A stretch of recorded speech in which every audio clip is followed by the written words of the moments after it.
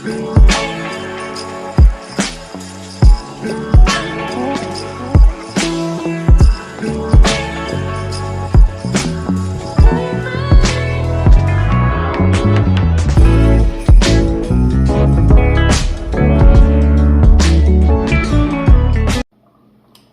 guys, so let's get started with making fermented cabbage. So first what you want to do, make sure you have at least 2 to maybe 3 or 2.5 heads of cabbage. And what you're going to do first is you're going to get your cabbage and you're going to make sure that it's very, very clean. You don't want anything that's like almost on its way out, because that's not, it needs to be like a crisper cabbage, so that it can ferment while it's fresh. So what we're going to do is just wash the cabbage, rub your hand all over it, get it clean.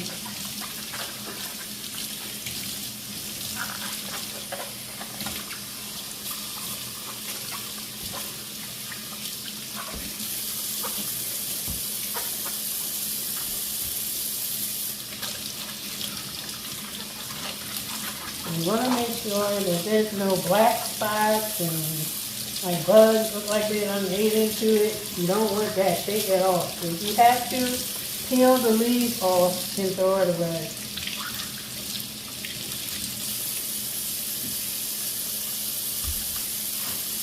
And this piece my mom had, she made half of it, but I'm still going to wash it. I know that she washed it, and I'm going to wash it again.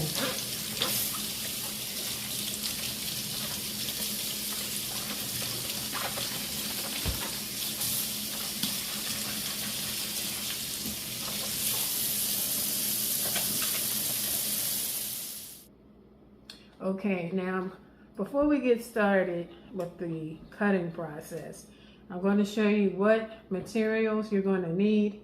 I have cabbage, of course, and then I also have a nice size bowl, because you're going to need something deep so that you can fit all your shredded cabbage in.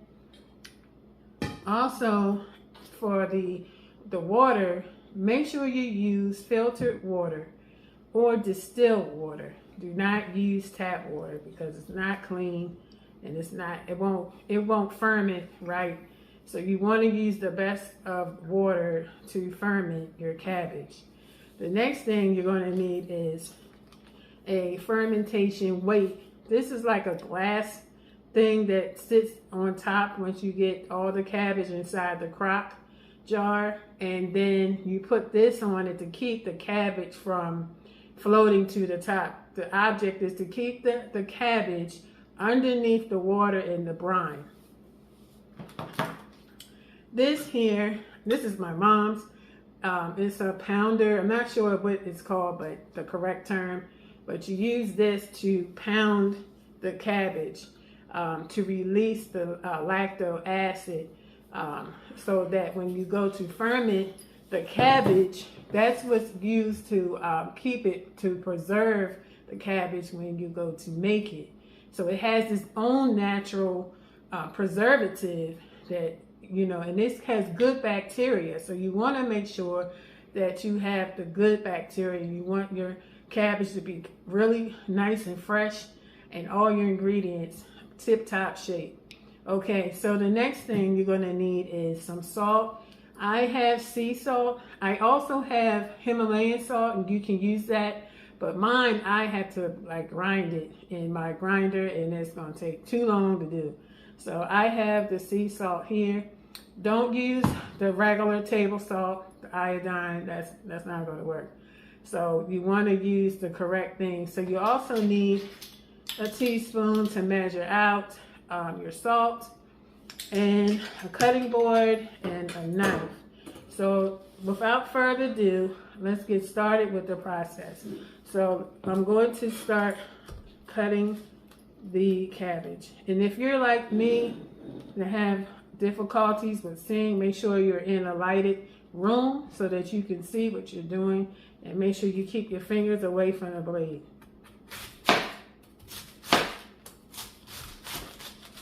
Even though I have these in little circles, I'm going to cut them down.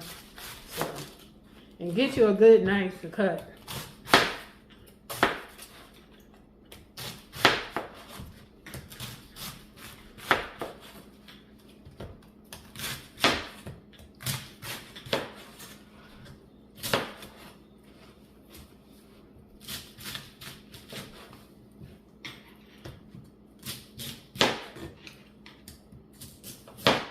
So what I'm going to do is I'm going to continue like just kind of breaking this cabbage up as small as I can. You don't want no big old hunky pieces inside the jar.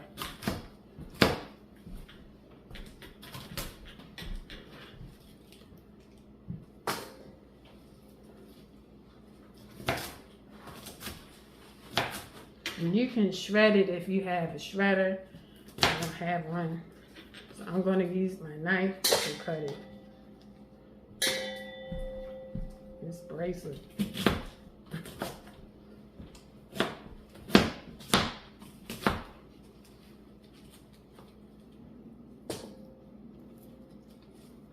So hopefully all this cabbage will fit, because I'm going to beat it senseless. If you ever have any pinned up pressure and you need something to do to let it go, just get you some cabbage and beat it to death.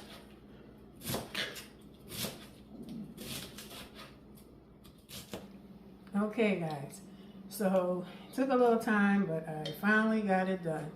So as you can see, I chopped up the cabbage. Now I did like basically 2 cabbages worth of chopped cabbage. So the next thing I'm going to do is I have some sea salt here. Now different people make fermented cabbage different ways. But I'm going to make it only with the sea salt because I don't have any whey. But if you have whey, you can just add the whey and then add 2 tablespoons of sea salt.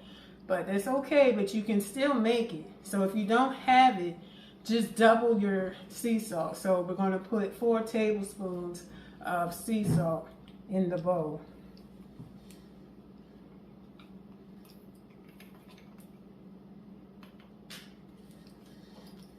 Sea salt don't want to come. Come on, sea salt, come out. It's all to the top. And I can't even take this lid off if I wanted to.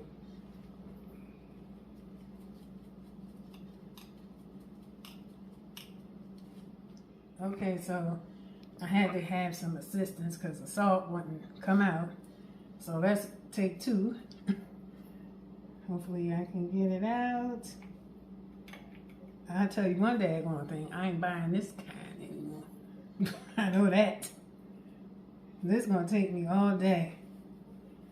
Oh, come on.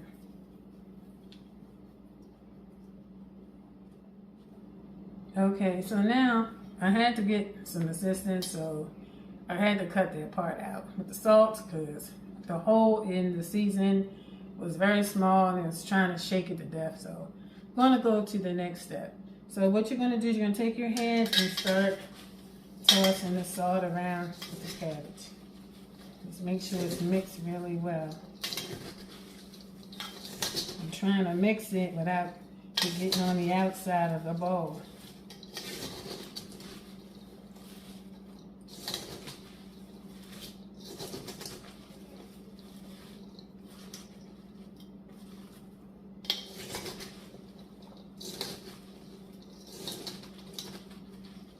Maybe I should have divided it. This, I don't know, I feel like dividing it. Tired. Well, anyway, just continue to do your best to mix it. Go to the depths of the bottom of the bowl. Make sure that salt is all spread across here.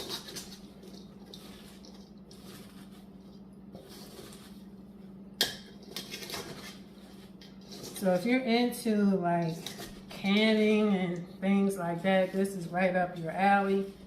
You can store this away for the future when you need it. I would suggest, you to prepare for your family for hard times. You never know. You always want to have a backup to the backup.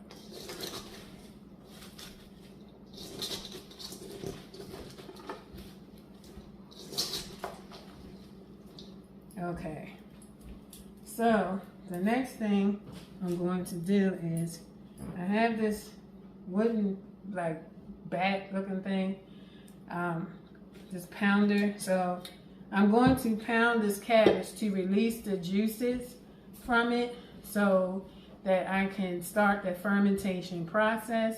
So I'm going to start now.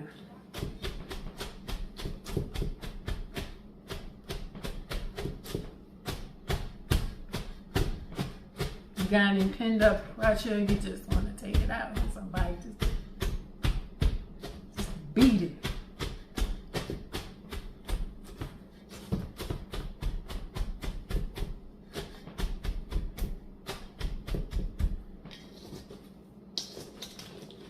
You might have to take your hand in there and flip it around a little bit.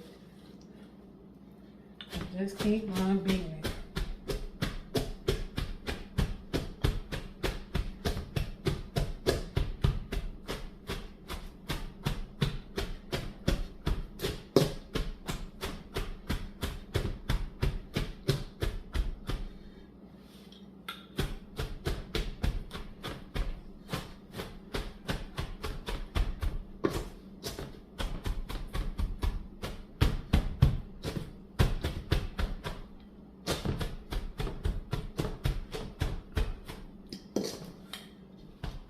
Can get tired, so if you need a break, take a break. And I put the bowl on top of my cutting board just in case I didn't want it to be scratching up the counter. So I'm just beating and beating and pounding this thing. All right, so it's starting to get a little liquidy in here. That's what we want. So I'm gonna do another round of beating. It's a good workout, y'all. I'm already sweating. So yes, a nice clear liquid is releasing from the cabbage. All right, y'all. So I think that should do it. Whew, I'm worn out. I'm gonna just get the cabbage off in here. Okay, so now the cabbage is all nice and smashed. You can see it's a little clear, kind of liquidy. That's the lactic acid. So you want to take your jar and you want to just start putting the cabbage inside. This job can be a little messy.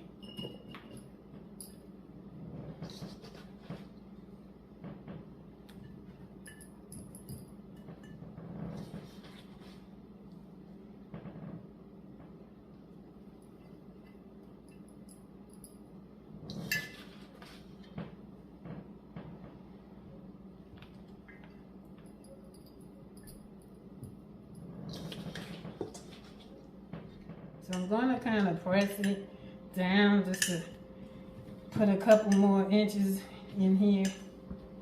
I still have some left. So I'm going to just take my hand and press down again. And then that'll also help release some more of that lactic acid.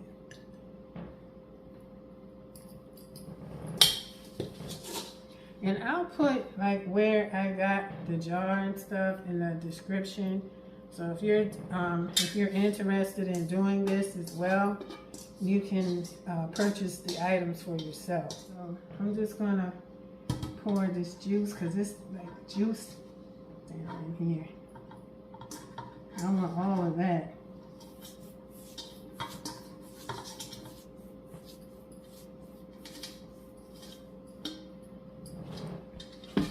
Okay, so the next step is now everything is in there. I was able to get it all in. At first I thought I wasn't going to be able to get it, but I was able to get it. And you want it at least an inch to 2 inches down. You don't want it all piled up here because you have to put your water, distilled water in here so it can ferment, because as it's fermenting, it'll start bubbling and things, so you have to allow a little space. So the next thing I'm going to do, I have some distilled water. You're just going to pour it in.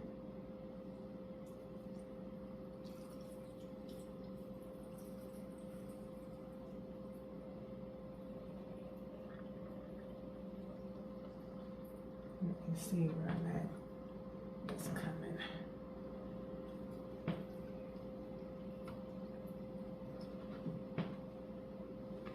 Okay.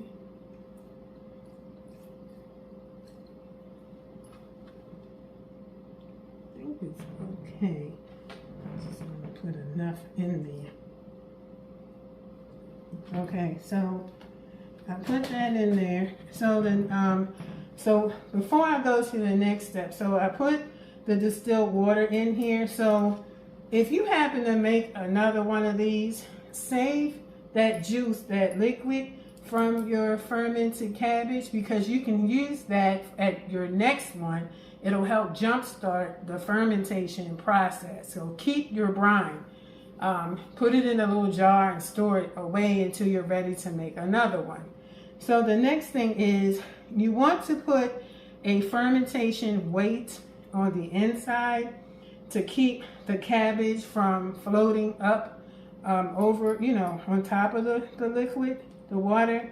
So if you don't have a fermentation weight, what you can do is take one of those big leaves on the cabbage and you can actually place it across the top, and that'll keep them underneath the water.